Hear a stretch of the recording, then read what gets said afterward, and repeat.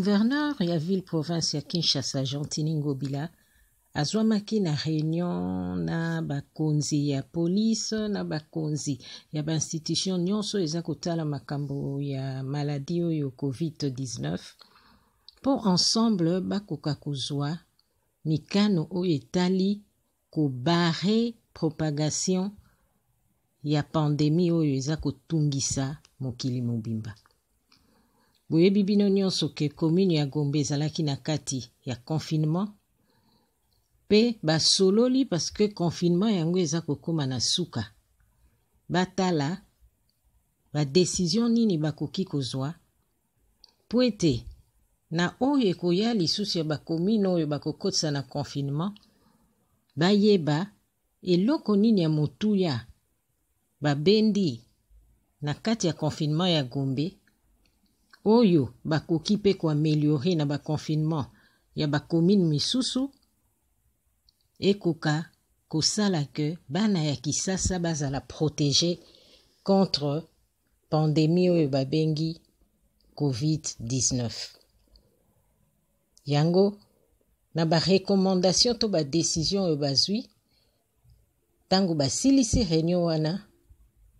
moko ya ba décision elobi te à partir ya lundi kinwa nyonso il faut alata masque na ye soki aza kobima po ete baoyo baza maladi batransmettre maladi te pe baoyo baza sans bakoka kozwa maladi te. Donc à partir ya lundi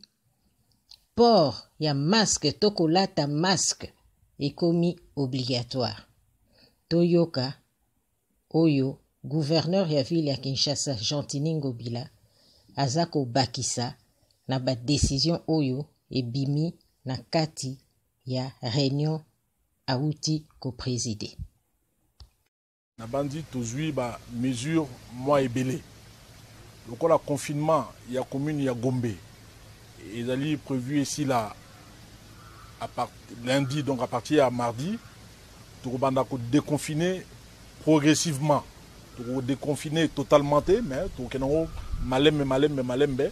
ba barrière de sécurité ya police et kotikala to permettre à ce que ba banque va fonctionner, ba épicerie donc ba alimentation et fungaba pour na ba habitants ya commune ya Gombe ba yeba nderenini ya ko s'approvisionner na pour na ba commune mususu pour l'ensemble ya ville na biso ya Kinshasa to ko renforcer ba mesure il y a barrière. La mesure, il y a barrière donc pour empêcher la pandémie et pour ça, donc il y a la police ainsi que l'armée qui est là pour imposer la mesure, il y a la barrière. Alors pour la population, pour la Yango, à partir il y a lundi, moto nyonso esengeli azal na masque na ye même oyo kosa na liputa okosa na elamba et tout ça au sali pour ne ko éviter au contaminer bandeko yope ozala contaminer te bana Kinshasa il faut ba yeba maladie ici côté biso na Kinshasa tozana ba cas environ 300 na kati ya Kinshasa bato tukumi balé na mitano c'est-à-dire 25 personnes basi ba kufeli biso na Kinshasa eza mamingi il faut Tomi Batela, Tomi Batela, Baninga Mosusu. Rapport service de sécurité Pessinga depuis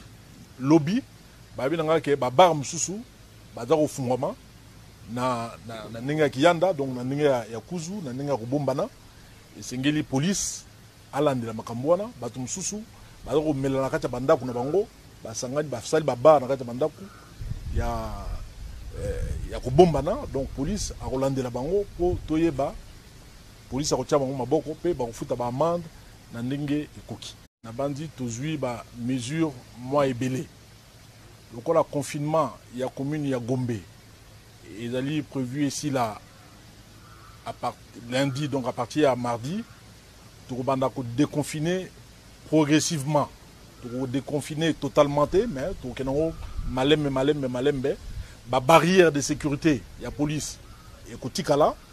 pour permettre à ce que la banque va fonctionner, la épicerie, donc l'alimentation efungwama pour na ba habitants ya commune ya Gombe bayeba ndenge nini ya ko s'approvisionner na pour na ba commune mususu pour l'ensemble ya ville na biso ya Kinshasa to ko renforcer ba mesure ya barrière la mesure ya ba barrière donc pour empêcher pandémie et pour ça na to ko tia police ainsi que na armée ba ko kita na balabala pour imposer ba mesure ya ba barrière nyonso basi bayebi. Alors pour na yango population pour na yango à partir ya lundi moto nyonso esengeli azala na masque na ye même oyo kosa na liputa okosa na elamba et tout ça au sali pour ne ko éviter au contaminer bandeko yope ozala contaminer te. Bana Kinshasa il faut ba yeba maladie ici côté biso na Kinshasa tozana ba cas environ 300 na kati ya Kinshasa bato tukumi balé na mitano c'est-à-dire 25 personnes basi ba kufeli biso na Kinshasa eza mingi il faut tomi batela pe tomi batela baninga mosusu rapport ba service de sécurité ba pesinga et depuis lobby ba binanga ke ba bar mosusu ba za ko fungwama na ninga kiyanda donc na ninga ya kuzu na ninga kubombana esengeli police alandela makambo wana bato mususu baza komela na kati ya bandako na bango basangani basali baba na kati ya bandako ya kubombana donc police akolandela bango po toyeba police akotia bango maboko pe bakofuta ba amende na ndenge ekoki.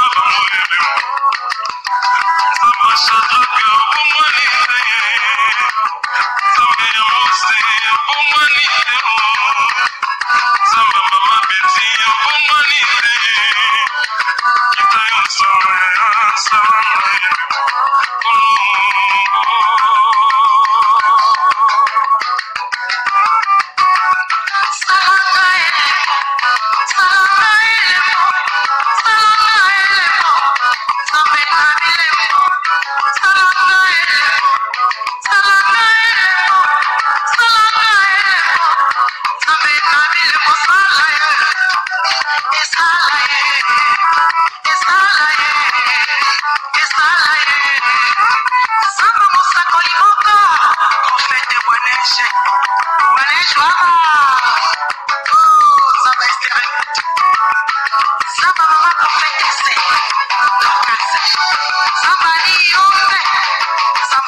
tafuta